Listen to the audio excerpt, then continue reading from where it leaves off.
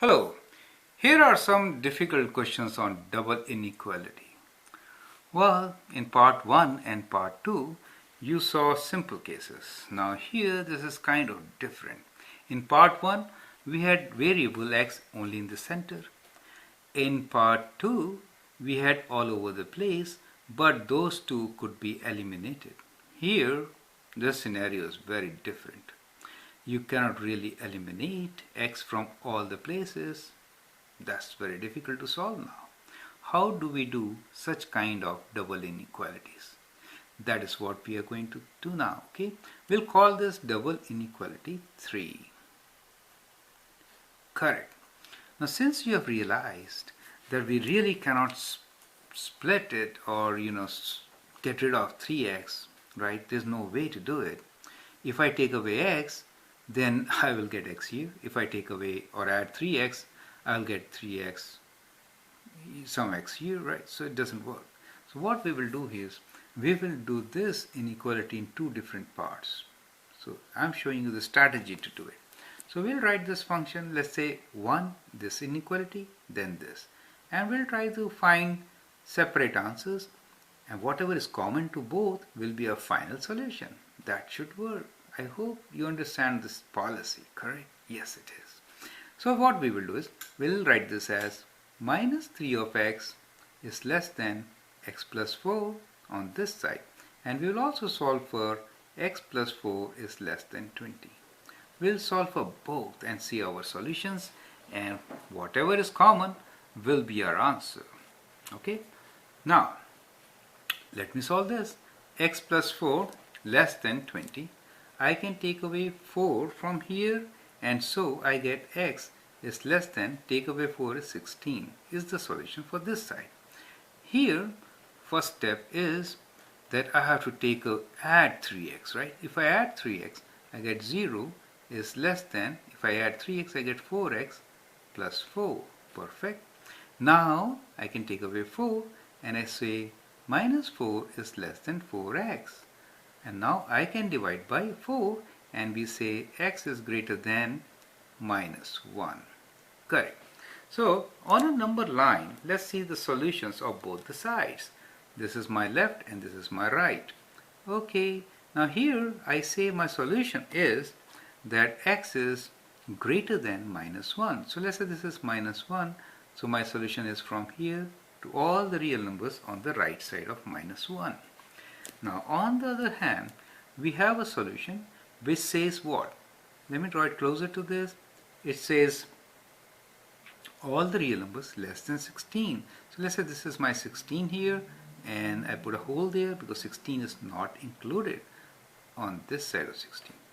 Now if you compare these two, what is your common solution? That should be the answer, right? So the common solution here is that, let me write down common solution here. Common solution here is that all the numbers between minus 1 and 16. So we say minus 1 and 16, everything in between, because this and this overlap between minus 1 and 16. Do you understand? So have a close look at it. So we have a solution here. That means x is greater than minus 1 and is less than number 16.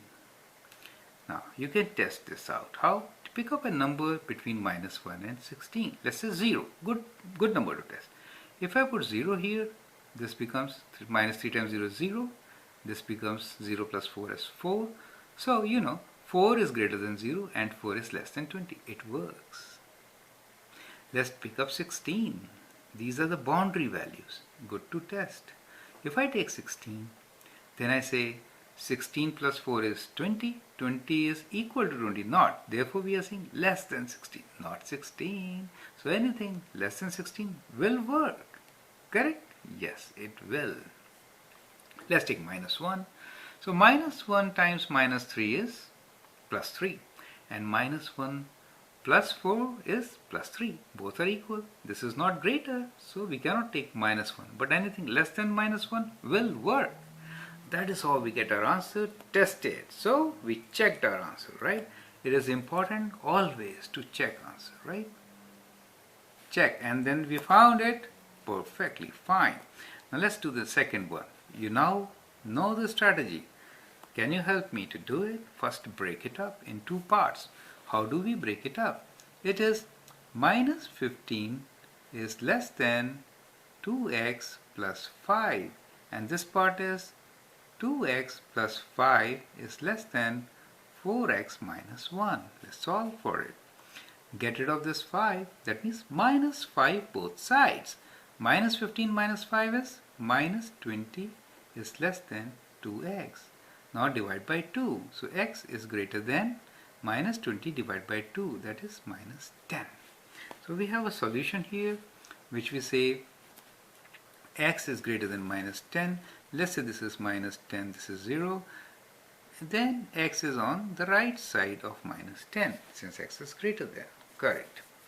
Now here let's try to solve it. So to solve it, I can take away, this is plus x, let me take x on this side, okay? So I will take away 2x. So if I take away 2x, I got 5 less than 4 minus 2x is 2x minus 1. Now I'll add 1. So if I add 1, 6 less than 2x, right? 1 minus 1 is 0. Now divide by 2, so x is greater than number 6. So I get a solution here which says that x should be greater than number 6. Okay, that means if this is my 0 and let's say number 6 is here, so all solutions on this side. What is the final solution? Combination of both. Combination of both gives me that this is greater than minus 10, but this has to be greater than 6. Therefore, my solution is greater than 6. And how will I write this solution? I can write this solution as in both forms. I can write this as x greater than 6, or I can write this as x to infinity, right? Or x belongs to real numbers where x is greater than 6. I hope you understand the concept behind it. So if it is not possible to eliminate x from all places except for 1, in that case, you split your double inequality, try to find individual answers. Final answer is common to both. Here, the common to both is, this says greater than minus 10, this is greater than 6.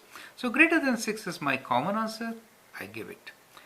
In this case, my answer was greater than minus 1 or less than 16. So between 16 and minus 1 was my answer. I hope you understand and appreciate the method and the strategy which we followed here. Okay? Have a good day. Thank you.